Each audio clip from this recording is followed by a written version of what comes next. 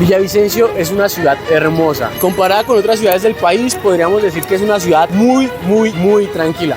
O bueno, relativamente tranquila. Ahora, mire que en Villavicencio yo confesé varios homicidios y que no encuentro nada y que no hay familia. Pero eso sí, es una ciudad con muchas historias por contar. Yo aspiro a llegar al Congreso de la República para trabajar por la niñez desamparada. Que fue precisamente en estas calles donde Luis Alfredo Garavito cometió su último crimen. Y es que para fortuna de todos fue capturado. Confesó ante la Fiscalía General de la Nación ser el autor responsable de la muerte de aproximadamente 140 niños. Y todo esto es lo que les quiero comentar el día de hoy. Les voy a contar exactamente qué fue lo que ocurrió.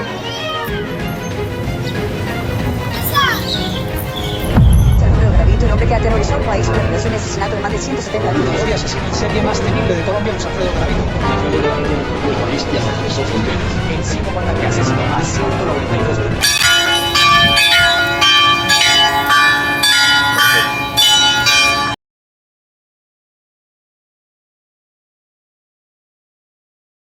Y hoy hablaremos de esta historia que quizás muchos no sepan, pero ocurrió aquí, en Villavicencio.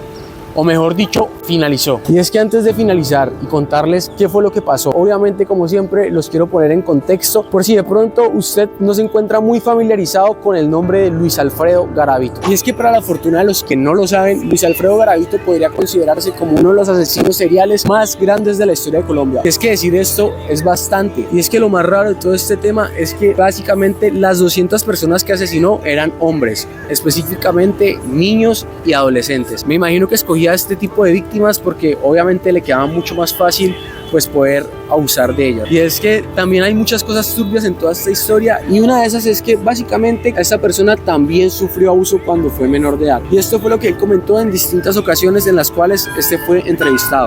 Sentía atracción por las mujeres, pero sentía más atracción hacia los hombres. ¿Sí me entiendes? Porque yo veía a un joven, digamos un joven de 13, 14 años. A mis 12 años,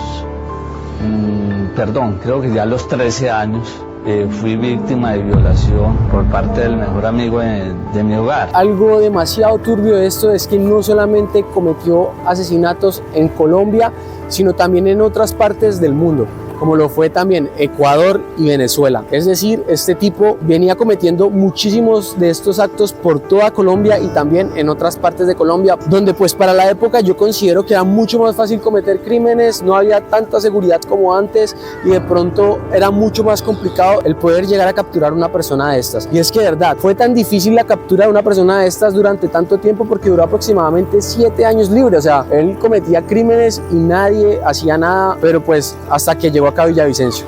Pero bueno, eso ya se los voy a contar mucho más adelante, espérense. Entrando a Florencia, ahora mire que en Villavicencio yo confesé varios homicidios. En Santa Fe de Antioquia hay uno, en Ibagué hay los dos. En Ibagué hay dos, entrando a Ibagué, como saliendo ya para Girardot, en Cartago.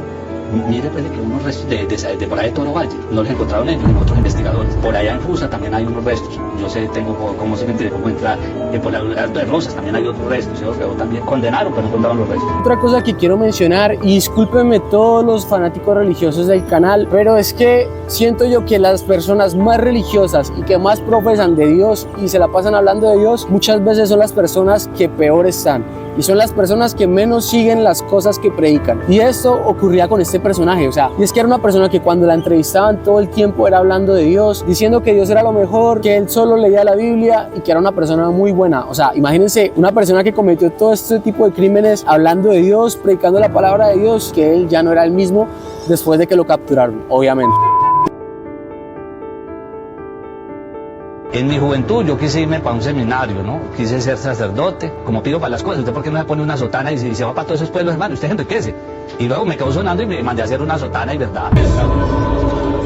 Fue la causa de mi salvación. Yo actualmente soy una persona muy distinta. En el nombre de Gloria al nombre de mi Señor.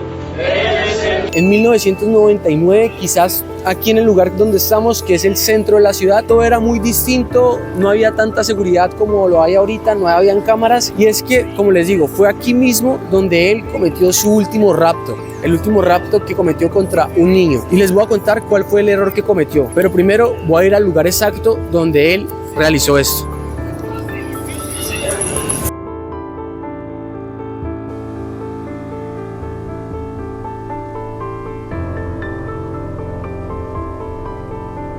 Ya nos encontramos en el lugar donde él cometió su último error, o mejor dicho, su último acto de violencia contra un menor de edad. Y es que aquí, en el centro comercial Los Centauros, para 1999 también seguía siendo una zona comercial como lo es hasta el día de hoy. Quizás no ven mucha gente porque es domingo y estamos un poco tarde, pero esta zona permanece llena de gente. Y es que aquí fue donde él buscó su última víctima, obviamente un niño. Pero ¿qué fue lo que él hizo o cómo fue que él pudo capturar a este niño para cometer sus atrocidades? Obviamente, como les digo, acá estas zonas, al ser tan comercial, siempre hay muchas personas y en este caso había un niño trabajando. Lastimosamente para él se encontraba solo vendiendo chance. Lo que hizo Luis Alfredo Garavito fue llamarlo y decirle que él quería comprarle un chance, obviamente con la excusa de llevarlo a un lugar solo y poder amedrentarlo. Pero ¿qué fue lo que pasó? Lo que pasó fue que con un arma, obviamente él le dijo que no dijera nada. El niño, asustado, lo único que pudo hacer fue seguir las órdenes de esta persona, y lo que él prosiguió a hacer fue lo siguiente: llegó y metió al niño en un taxi y lo llevó a una zona boscosa donde nadie iba a escuchar lo que iba a hacer contra él,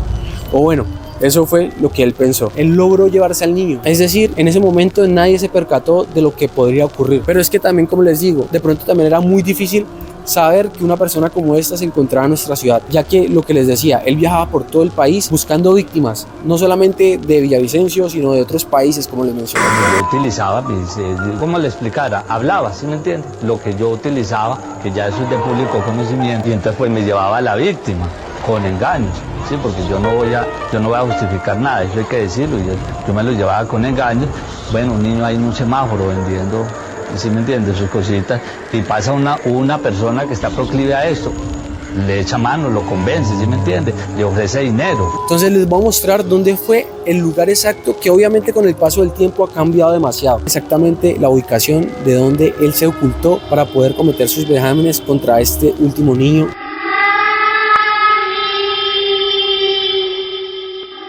Y es que para los que conocen la ciudad de Villavicencio ya podrán darse una idea de dónde estoy. Y es que este lugar se podría decir que fue el inicio del fin de toda esta historia, de todo lo que sucedió, que pues al final realmente sí tuvo un final feliz. Si bien tuvieron que pasar demasiadas cosas para que lo pudieran capturar, aquí fue donde realmente se dio todo su final. Y ustedes se estarán preguntando cuál lugar es este, y bueno, ya les voy a mostrar qué lugar es. Y bueno, como se están dando cuenta, este lugar en el que estoy exactamente se llama el Anillo Vial. Pero es que en 1999 este anillo vial no existía, obviamente era muy distinto, y pues hasta este punto fue donde él trajo a su víctima. Pero ¿qué pasa?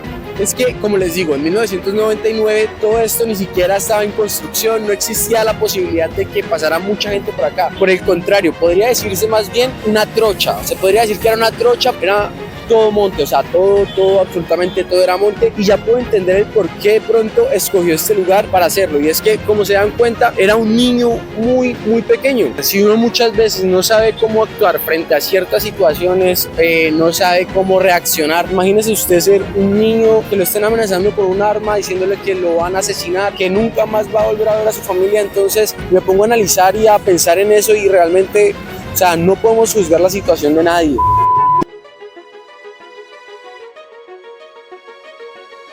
Comenzó a golpearme, comenzó a morderme, me mordía todas las partes del cuerpo, me babía por todas partes, llegó hasta morder el pecho.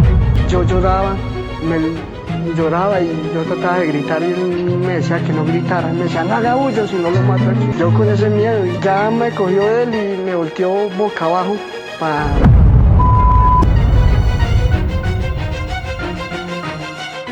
Y es que antes de llegar al final, esta historia de verdad coge un rumbo que nadie se espera.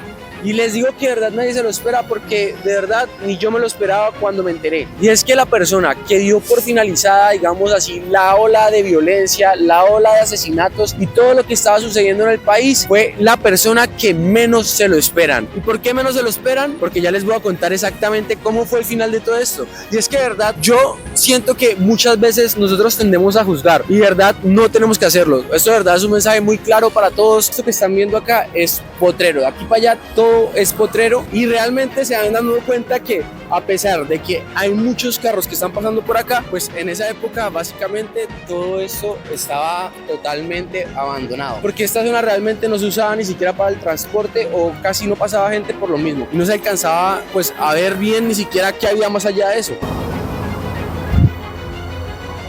Y es que hasta un lugar de estos fue donde él trajo a su última víctima. Y es que de verdad siento que él pensaba que esto era un lugar perfecto donde absolutamente nadie lo iba a escuchar, y podríamos decir que un lugar así para cometer este tipo de actos podría serlo. Como se dan cuenta, pues de para allá es todo monte.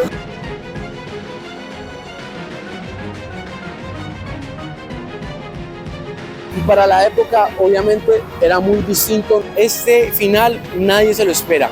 Y es que un habitante de calle, sí, un habitante de calle, se podría decir que fue el héroe que capturó al final a Garavito. Pero bueno, exactamente no lo capturó, pero sí fue el que hizo que obviamente se acabaran todos los crímenes de esta persona, porque él estaba pasando precisamente en ese instante por el potrero donde se encontraba cometiendo sus actos. Comenzó a escuchar los llantos del niño, pero además de llamar a los vecinos del barrio, también comenzó a lanzarle piedras. O sea, comenzó a lanzarle piedras y este man se puso súper agresivo. Obviamente llevaba un arma, creo que llevaba un arma cortopunzante, y comenzó a amenazar. Después de esto llegó toda la policía, y es que tuvieron que esperar horas para que él saliera, porque obviamente al verse acorralado, lo único que hizo fue hacerse que no estaba en ese momento ahí. Pero obviamente la policía sabía que no podían perder esta oportunidad, porque realmente era muy raro que un niño amarrado de pies y manos estuviese siendo torturado por un adulto, algo que ya llamaba mucho la atención para la época por todos los casos que estaban sucediendo a lo largo del país.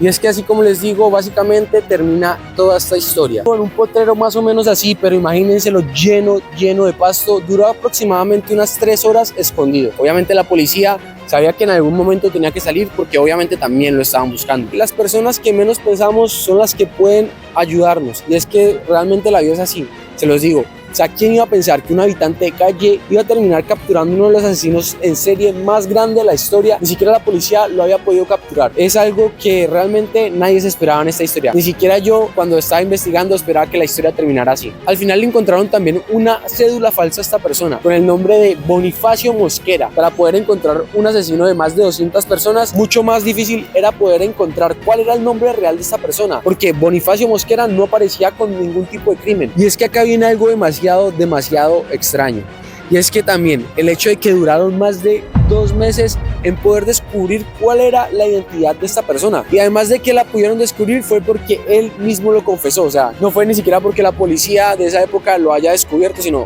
él mismo lo tuvo que confesarlo, porque comenzó a contar todos los actos que había cometido durante todo ese tiempo, todos los 200 asesinatos que llegó a cometer a lo largo del país y en otros países, porque realmente, no sé, él se sentía orgulloso de este tipo de cosas, y es que realmente lo hacía. Ustedes pueden ver entrevistas donde él se sentía feliz de contar este tipo de situaciones, las cuales hizo pasar a sus víctimas. Hay 3 víctimas que lograron zafarse de esto, entre estas la última que les conté. Por último, podríamos decir que esta persona tuvo un final que todos nos alegramos, o bueno, no nos podemos alegrar, pero podemos decir que nos pasa un fresquito, y es que esta persona terminó en la cárcel triste y sola, con un cáncer el cual se lo iba comiendo lentamente, deteriorando su aspecto físico y mental. Yo cargaba una pasta de cianuro. Esa pasta se me perdió, porque en el momento de mi captura yo dije, no me la tomo y ya, no quiero pagar. Yo no pensaba pagar eso. Un poco descansado, porque ese es un peso que cargo a cuestas de un dolor. Quiero dejarles algo muy especial, y es que logré contactar con personas que para el día de su captura lo tenían en unas carceletas en Villavicencio, para que entiendan también cuál era su forma de pensar, porque realmente ante las cámaras él era una persona, hablaba de Dios, hablaba de muchas cosas que para nada iban de acuerdo a su personalidad y a las cosas que había cometido. Lo que yo recuerdo del Alfredo Garavito fue lo pusieron a disposición de la fiscalía para que se identificó primero con otro nombre, no me acuerdo en su momento, Bonifacio o algo así. Mientras estaban las carceletas, pues los investigadores que tenían que cuidarlo se les dotaba de una cámara filmadora, porque en los primeros días le daban algunas crisis y él empezó a golpearse contra las paredes. Es como había generado tanto rencor en la gente, pues para que no fueran a pensar que de pronto estaba siendo golpeado entre la carceleta cuando le daban esas crisis, y pues se tenía que filmar, pues para que no hubiese ningún problema para el investigador que lo estaba vigilando en ese turno. Y mientras adelantaron todos los procesos, realizaron reuniones con investigadores de Boyacá, de Pereira, del sector del Eje Cafetero, que era donde llevaba mi investigación más adelantadas y donde ya estaba plenamente identificado como Luis Alfredo Garavito. Para finalizar este video con esta hermosa vista, y es que nosotros somos los encargados de velar por la protección de nuestra familia. Tenemos que estar más pendientes de las cosas que hay a nuestro alrededor. Realmente no sabemos quién tenemos al lado, fingiendo ser una persona que realmente no era. Y lo único que puedo decir es que espero que el señor habitante de calle que salvó a esta persona esté muy bien, que haya podido dejar esa vida, que al final realmente haya encontrado un rumbo para su vida.